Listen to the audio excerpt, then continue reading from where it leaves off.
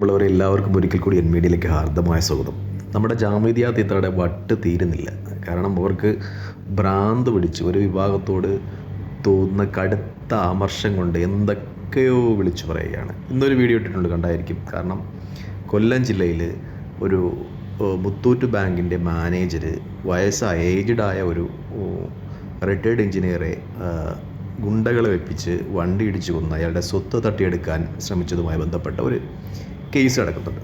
നിർഭാഗ്യവശാൽ ആ കേസിൽ 4-5 പ്രതികളുണ്ട്. അതിലൊരാൾ ആസിഫ് എന്ന് പറയുന്ന ഒരു പ്രത്യേക മതവിഭാഗത്തിൽപ്പെട്ട പ്രതിയാണ്. താത്ത അഥവാ എക്സ് താത്ത അഥവാ കലപ്പയോട് വളരെയധികം ഇൻട്രസ്റ്റ് ഉള്ള താത്ത അതിൽ ആസിഫ് എന്ന പ്രതിയെ മാത്രമേ കാണുന്നുള്ളൂ. കാരണം ബാക്കിയുള്ള ആൾക്കാരുടെ ജാതിയോ മതമോ വർണ്ണമോ വർഗമോ രാഷ്ട്രീയമോ ഒന്നും താത്താക്ക് പ്രശ്നമല്ല. താത്താടെ വീഡിയോ കണ്ടാൽ ആസിഫ് ഇക്ക എന്ന സ്പെഷ്യലൈസ് ചെയ്തിട്ട് താത്ത അങ്ങ് വിമർശനം തുടങ്ങിയാണ്. സാധാരണ താത്തയുടെ കൊണയടി തന്നെയാണ് അതിലുള്ളത്. കാരണം ഒരു പ്രത്യേക സമുദായത്തെ വീണ്ടും ക്രിമിനലുകളും വർഗീയവാദികളും തീവ്രവാദികളും കൊലപാതകളെയും ആക്കുവാനുള്ള ശ്രമം. കാരണം ബാക്കി 4-5ഓളം പ്രതികളുണ്ട്. അതിൽ ബാക്കി 4 പേരും വ്യത്യസ്ത സമുദായത്തിൽപ്പെട്ട ആൾക്കാരാണ്. താത്താക്ക് ഒരുപാട് കമൻറ്റുകൾ വന്നു നിറയുന്നുണ്ട്. പതിവ് പോലെ ഒരു പ്രത്യേക സമുദായത്തോട് വെറുപ്പും വിദ്വേഷവും വെച്ച് പുലർത്തുന്നവർ. താത്ത, എൻ്റെ പൊന്നു താത്ത, ഇതൊക്കെ നിർത്താറായിട്ടില്ലേ? വേറെ ഒന്നുകൂടി പറഞ്ഞോട്ടെ. താത്തായുടെ വേറൊരു വീഡിയോ ഇന്നലെ കാണാറുണ്ട്. അതിൽ പറയുന്നത് താത്ത മദ്രസകളിലെ പീഡനത്തെ പറ്റിയാണ് പറയുന്നത്. കൂടുതൽ എക്സ്പീരിയൻസ് ഉള്ള ആൾക്കാരെ അതിനെപ്പറ്റി വിശദീകരിക്കാൻ കഴിയൂ. അതിൽ ഉസ്താദക്കന്മാരുടെ മദ്രസ പീഡനത്തെപ്പറ്റി അങ്ങ് വാതോരാതെ പ്രസംഗിക്കുന്നുണ്ട്.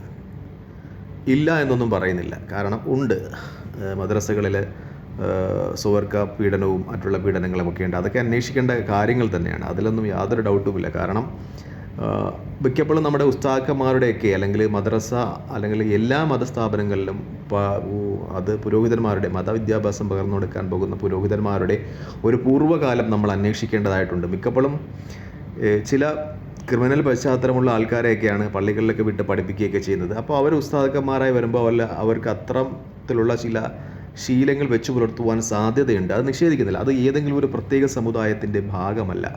അതൊക്കെ എല്ലായിടത്തുമൊക്കെ സംഭവിക്കുന്ന കാര്യങ്ങളാണ്. നമ്മുടെ സമൂഹത്തിൽ മൂല്യച്യുതി വന്നു തുടങ്ങിയപ്പോൾ അത് അതിൻ്റെ ഒരു ഭാഗം മാത്രമാണ്. അല്ലെങ്കിൽ ഏതെങ്കിലും പ്രത്യേക സമുദായങ്ങൾ മാത്രമല്ല ഇതിലൊന്നും ഏർപ്പെടുന്ന തത്വം കൂടി താത്ത മനസ്സിലാക്കണം. താത്ത പിന്നെ പറയുന്ന ഒരു കാര്യം, ഖുറാനിൽ സ്ത്രീകളെ കൃഷിയിടം എന്ന് വിശേഷിപ്പിച്ചിട്ടുണ്ടെന്നാണ്. കൃഷിയിടം എത്ര മോശപ്പെട്ട കാര്യമാണോ? കൃഷിയിടം മോശപ്പെട്ട കാര്യമാണോ? കൃഷിയിൽ നിന്നാണ് ജീവൻ്റെ തുടിപ്പുകൾ ഉണ്ടാകുന്നത്. കൃഷിയിൽ നിന്നാണ് വിളകളുണ്ടാകുന്നത്, വിത്തുകളുണ്ടാകുന്നത്, അത് ഭാവിക്ക് പ്രധാനമാകുന്നത്. അവിടെ നിന്നാണ് നമ്മൾ ആവശ്യമായ ഭക്ഷണ പദാർത്ഥങ്ങളൊക്കെ ഉൽപ്പാദിപ്പിക്കുന്നത്. ഖുറാൻ സ്ത്രീകളെ കൃഷിയിടം എന്ന് വിശേഷിപ്പിച്ചതിന് കാരണം അവിടെ വിളകളുണ്ടായി, വിത്തുകളുണ്ടായി, പുതിയ തലമുറകൾ ഉണ്ടാകുന്നു എന്ന അർത്ഥത്തിലാണ്. കൃഷിയിടത്തിൽ നിന്നാണല്ലോ വിത്തും വിളവുമൊക്കെ ഉണ്ടാകുന്നത്. കൃഷിയിടം എന്ന സ്ത്രീയെ ഖുറാൻ വിശേഷിപ്പിക്കുന്നതിൻ്റെ ഉദ്ദേശം എന്ന് വെച്ചാൽ അവിടെ നിന്ന് പുതിയ സന്താന പരമ്പരകൾ ഉണ്ടാകുന്നു എന്നർത്ഥത്തിലാണ്. അല്ലാതെ ഒരു മോശം പ്രയോഗമല്ല.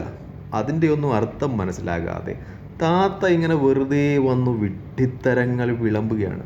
ഖുറാനൊക്കെ ഡീപ്പായിട്ട് പഠിക്കാൻ താത്ത ശ്രമിക്കണം. എന്തെങ്കിലും എവിടെന്നെങ്കിലുമൊക്കെ കുറച്ച് കാര്യങ്ങളൊക്കെ എടുത്തു വെച്ച് അല്ലെങ്കിൽ വളച്ചൊടിച്ചൊക്കെ ഇത്തരം സന്ദർഭങ്ങൾ ഉപയോഗിക്കരുതെന്നാണ് എനിക്ക് പറയാനുള്ളത്. ഖുറാൻ സ്ത്രീയെ കൃഷിയിടം എന്ന് വിശേഷിപ്പിക്കുന്നുണ്ട്. അത് ഞങ്ങൾ അക്സെപ്റ്റ് ചെയ്യുന്ന കാര്യമാണല്ലോ. അതിൻ്റെ അർത്ഥം എന്ന് വെച്ചാൽ കൃഷിയിടം വിത്ത് വിളവുണ്ടാകുന്ന സ്ഥലമാണ്, പുതിയ തലമുറകളെ ഉത്പാദിപ്പിക്കുന്ന സ്ഥലം എന്ന അർത്ഥത്തിലാണ് ഖുറാൻ സ്ത്രീകളെ, പുതിയ തലമുറയെ ഉത്പാദിപ്പിക്കുന്ന സ്ത്രീയാണ്.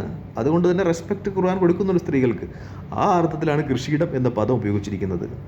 അത് റെസ്പെക്റ്റ്ഫുൾ തന്നെയാണ്. സ്ത്രീക്ക് കൊടുക്കുന്ന പരമാവധി റെസ്പെക്റ്റ് നിറഞ്ഞ പദം തന്നെയാണ് കൃഷിയിടം എന്ന് ഉപയോഗിച്ചത്. അതിലൊന്നും യാതൊരു തെറ്റുമില്ല.